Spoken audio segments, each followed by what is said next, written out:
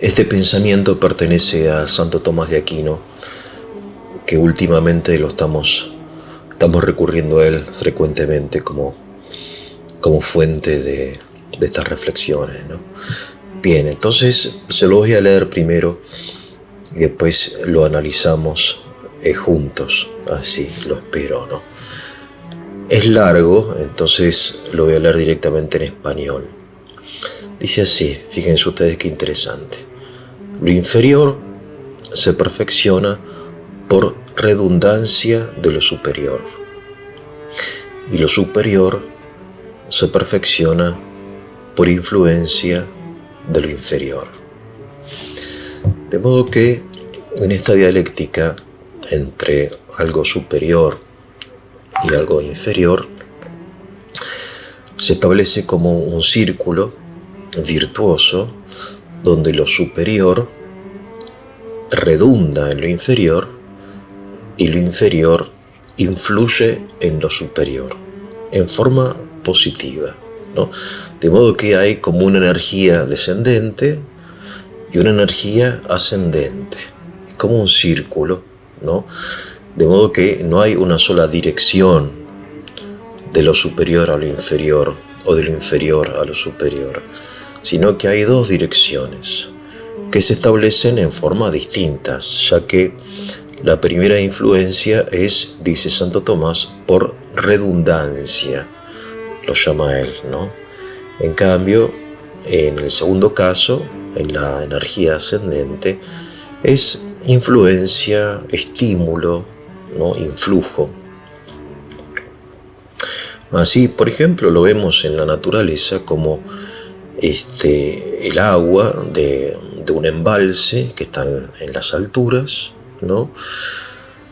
Se derrama en el valle, y así como el embalse se derrama y hace fecundo el valle, lo superior fecunda lo inferior, ¿no?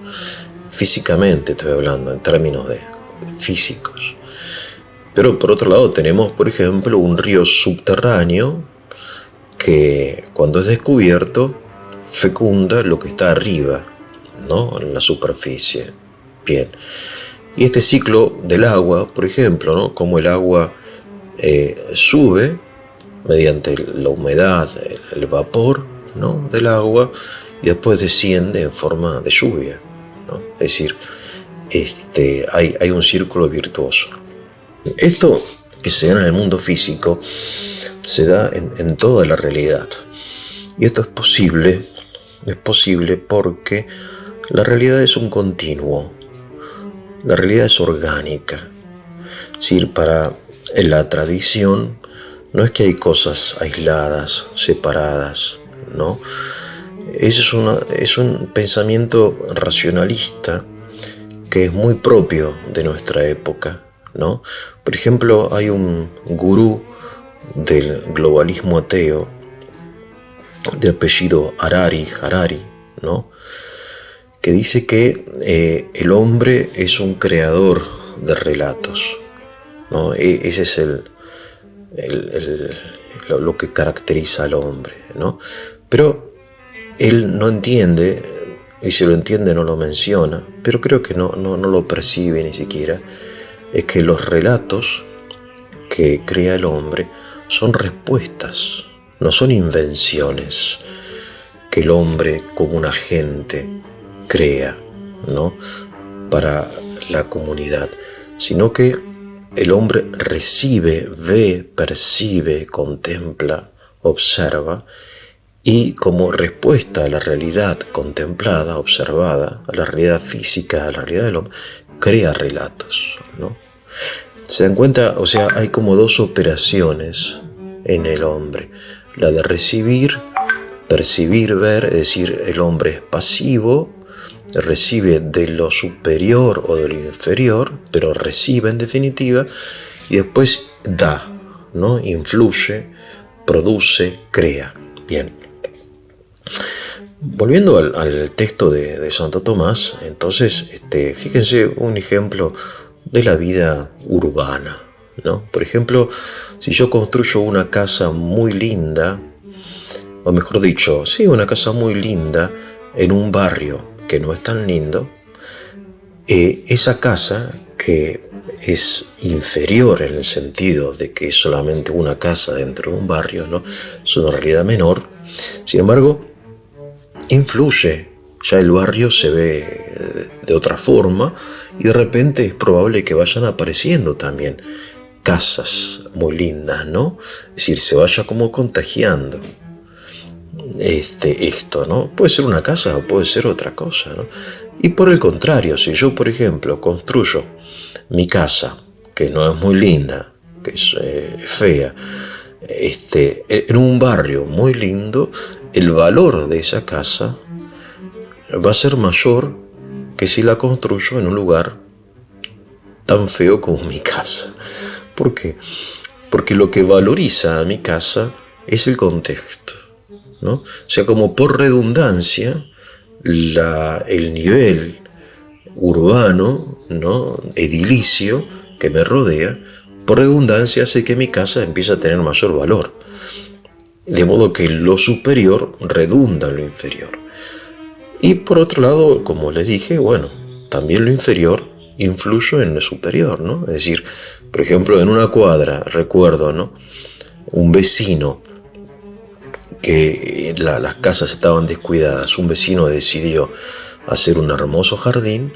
Bueno, de repente, después de un tiempo, aparecieron 2 o 3 jardines muy lindos y hoy toda la cuadra es limpia y está llena de flores, ¿no? Porque hay una influencia, ¿no? Es decir, hay que entender que esto es posible, y insisto en esto, porque la realidad es un continuo, es orgánica, ¿no? O sea, el racionalismo lo que hace es separar una parte del todo. Y no se puede separar, por ejemplo, la economía de la psicología. No se puede, ¿no? O la economía del derecho. No se puede, ¿no? Hoy lo vemos claramente. Bien. Decían los antiguos, y nosotros lo repetimos, ¿no? ¿Se acuerdan ustedes? Mens sana in corpore sano, ¿no? La mente sana en un cuerpo sano. Bien. De modo que lo inferior, que es el cuerpo, sano, hace que la mente esté sana. Vemos como una aplicación de este principio.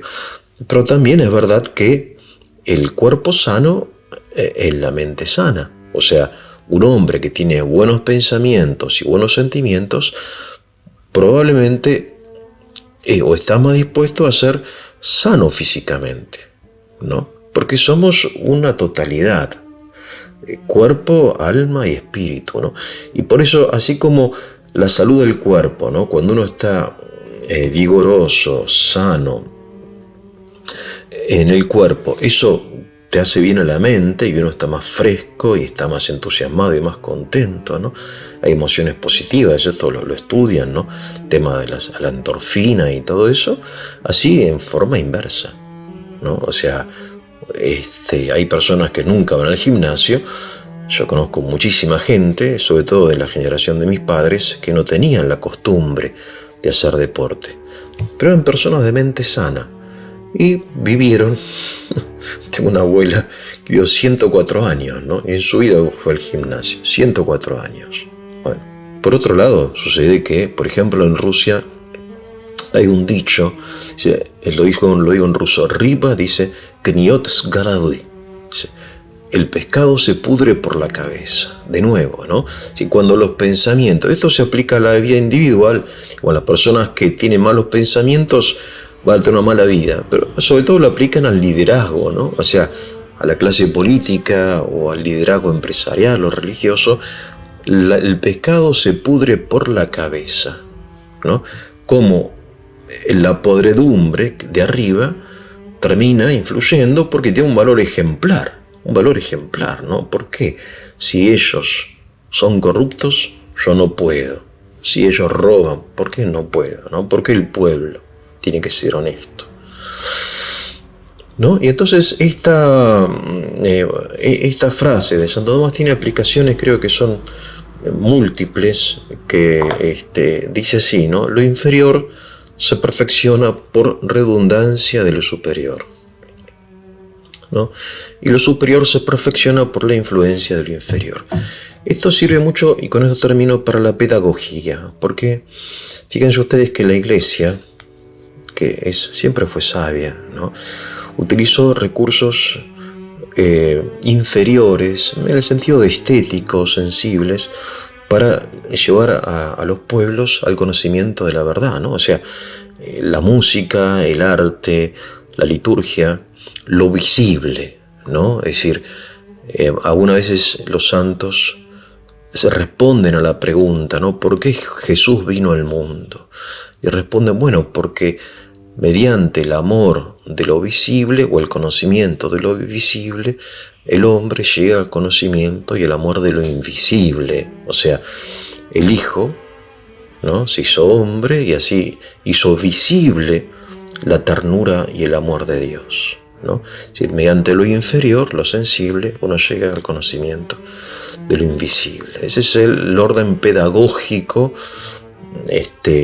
universal de la tradición y de forma específica del cristianismo, ¿no? Entonces tenemos redundancia, energía ascendente, estímulo y influjo, energía descendente y energía ascendente. Que tengan un muy buen día.